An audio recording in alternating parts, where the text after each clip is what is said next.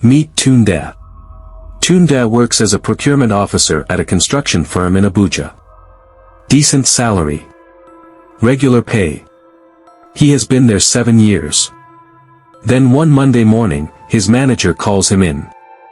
The company has lost a major government contract. They are letting people go. Tunde is on the list. Just like that, 7 years, and it is over. No second income. No emergency fund. Just rent, feeding, school fees for his 2 children, and a salary that will stop at the end of the month. Within 4 months, Tunde had exhausted everything he saved over 2 years. He was borrowing from family just to survive. Now, if you think this only happens at home, listen to this. Emeka is in Manchester. He works in logistics. Good pay, comfortable life. He has been sending money home, living well, and feeling settled. Then his company restructures. His role is eliminated. And just like Tunde, Emeka is left with one income that suddenly became 0 income. The problem for both Tunde and Emeka is the same. One source of income.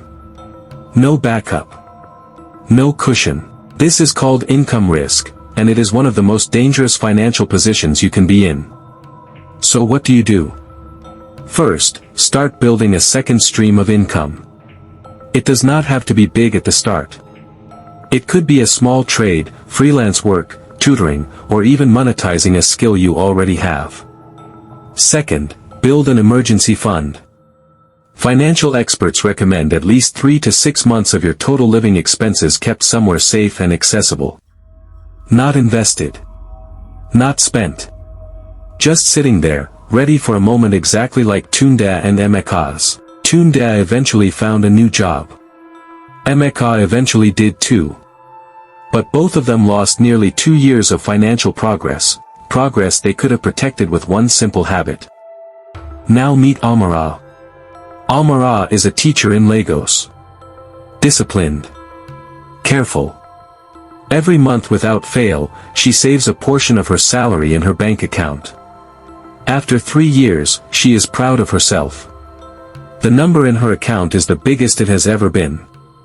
But when she sits down one evening to plan, she realizes something uncomfortable. 3 years ago, her monthly budget covered everything: rent, food, transport, utilities. Today, that same amount of money barely covers 2 of those things. The prices of everything around her have gone up, but her savings have just been sitting in an account, earning almost nothing. Amara did not lose her money.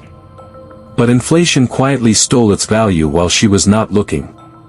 And if you think Amara's problem is unique to Nigeria, think again. Bola is in the United Kingdom. She has been saving consistently in a standard current account, proud of her discipline. But during the period when inflation in the UK hit levels not seen in decades, Bola's savings were being eroded in exactly the same way as Amara's back in Lagos. Different countries. Same silent thief. This is inflation risk, and it affects every single person who lets their money sit idle. Here is what both Amara and Bola needed to do. Stop letting savings sit in accounts that earn less than the inflation rate. Put money into assets that grow, index funds, ETFs, real estate investment trusts, or at minimum a high-yield savings account that beats inflation. The goal is not just to save money. The goal is to make sure your money keeps its purchasing power, and ideally grows beyond it. Amara eventually moved a portion of her savings into an investment app, small amounts at first, but consistent. And within 2 years, she started seeing real growth, not just numbers sitting still while prices ran away from her. Let me tell you about Chidi. Chidi runs a provision store in Port Harcourt. He has been doing this for 6 years. Good location. Regular customers. He knows his market. Then things start to shift. Supply costs go up dramatically. His suppliers increase prices, but his customers, struggling with the same pressures, start buying less. A bigger supermarket opens 2 streets away. Within 8 months, Chidi's monthly profit has dropped by more than half. He had no savings buffer for the business. No alternative product line. No plan B. He starts using money meant for restocking to cover household expenses. The business begins to shrink. And the cycle becomes very hard to break. Now, the diaspora version of this story looks different but feels identical. Yemi moved to Canada 3 years ago. Hardworking, ambitious. She starts a small catering business on weekends, Nigerian food for the community. It grows well. Then a combination of rising ingredient costs, a slowdown in event bookings, and 2 large unpaid invoices from clients hit her at the same time. Yemi's business, which had been her pride, is suddenly draining her personal savings instead of building them. Both Chidi and Yemi faced business and market risk, the danger that external forces beyond your control can damage or destroy your income source. How do you manage this risk? 1. Always separate your business finances from your personal finances. What Chidi did, using business money for personal needs and personal money for business gaps, accelerates collapse. 2. Build a business emergency reserve. Even small businesses need a buffer of at least 2 to 3 months of operating costs. 3. Diversify your offerings where possible. Chidi could have added a delivery service or expanded his product range. Yemi could have added meal prep services alongside event catering. 4. Track your numbers. Many small business owners in Nigeria and in the diaspora run their businesses from memory and gut feeling. Knowing your actual costs, margins, and cash flow gives you early warning before things become critical. Chidi eventually restructured his business with better financial discipline. Yemi survived and came back stronger. But both will tell you, the pain was avoidable. This next risk is one that nobody talks about enough, because it does not feel like a problem when it is happening to you. Meet Ngozi. Ngozi works in the banking sector in Abuja. Smart, driven, and finally getting the recognition she deserves. She gets a promotion. Her salary increases significantly.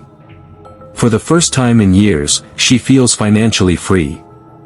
New apartment in a better estate. New car. Regular brunches with friends. More clothes. More outings. More comfort. 12 months later, Ngozi sits down to review her finances. She is earning more than she ever has in her life.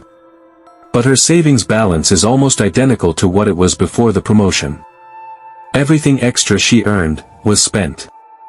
Now across the ocean, Kehme is in London experiencing the exact same thing. Kehme got a better job. Pay went up. And almost immediately, without even planning it, her lifestyle expanded to match. Nicer flat. Better neighborhood. More subscriptions. More going out. Her expenses quietly grew in perfect proportion to her income. Both Ngozi and Kehme fell into the trap of lifestyle inflation, where every increase in earnings is immediately consumed by an increase in spending, leaving wealth exactly where it was. How do you break this cycle? The most powerful habit you can build is this: every time your income increases, automate a portion of that increase directly into savings or investments before it ever touches your spending account. Not after bills. Not what is left over. First. Even if it is just 20 or 30% of the raise, that money should move automatically before you have a chance to absorb it into your lifestyle. The second thing, give yourself a lifestyle upgrade budget. You deserve to enjoy your progress. But set a limit. Decide consciously what improves and what stays the same. Ngozi set up an automatic investment transfer the day her new salary came in. Kehme did the same. Within 2 years, both of them had more in savings and investments than they had accumulated in the previous 5 years combined. Same income. Completely different result. Just because of one decision made at the right moment.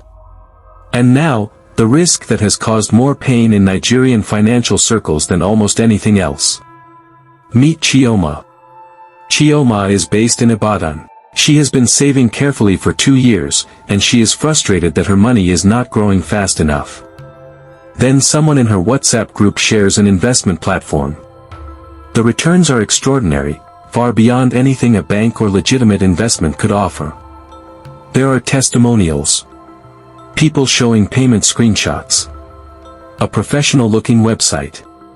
Even an office address. Chioma researches it as best she can. It looks real. She invests a significant portion of her savings. For 3 months, the returns come in, just as promised. She is excited. She tells her sister joins. Her aunt joins. Then one Thursday morning, the platform is gone.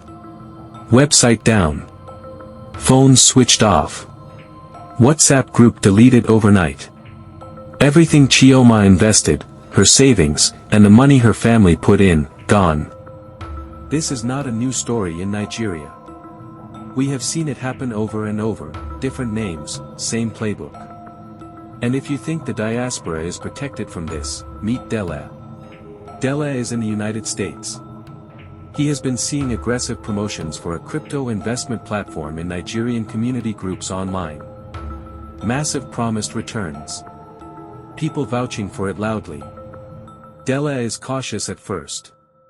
But the social proof is overwhelming. He puts in a portion of his savings. The platform collapses within 5 months. Dele loses everything he put in. Different continent. Same trap. Same pain. Here is how you protect yourself, whether you are in Nigeria or abroad. If the returns sound too good to be true, they are. No legitimate investment consistently offers the kind of returns these platforms promise. Real wealth is built steadily. Always verify that any platform you invest with is regulated. In Nigeria, check the Securities and Exchange Commission register. In the UK, check the Financial Conduct Authority register. In the US, check the SEC database. If the platform is not listed, walk away immediately. Be extremely cautious of platforms that rely heavily on referrals, WhatsApp promotions, Telegram groups, and urgency tactics. Legitimate investments do not need to pressure you. Never invest money you cannot afford to lose into anything you do not fully understand. Chioma eventually rebuilt her savings. Slowly. Painfully. Dele did too. But both of them will tell you the same thing, the warning signs were there. They just did not know what to look for. Now you do. Let us bring it all together. Whether you are building your life in Nigeria or building it abroad, these 5 risks are working against you right now. Income risk. Never depend on a single source of income. Build a backup. Build an emergency fund. Inflation risk. Do not let your savings sit idle. Make your money grow faster than rising prices. Business and market risk. Separate your finances. Build a buffer. Know your numbers before the market shifts. Lifestyle inflation risk. Every time you earn more, save and invest more first. Before you spend more. Investment scam risk. If it sounds too good to be true, it is. Always verify before you invest a single kobo. Managing these 5 risks will not make you rich overnight. But ignoring even one of them can quietly set you back by years, whether you are in Surulere or Surrey, Kaduna or Calgary. The difference between Nigerians who build lasting wealth and those who keep starting over is rarely how much they earn. It is almost always how well they manage risk. Now you know. The next move is yours. If this video helped you, please like it and share it with one Nigerian who needs to hear this today. Subscribe to Smart Money NG and hit the bell so you never miss a video. I will see you in the next one. Remember, smart money is not about how much you have. It is about what you do with what you have. Stay sharp. Stay informed. Smart Money NG.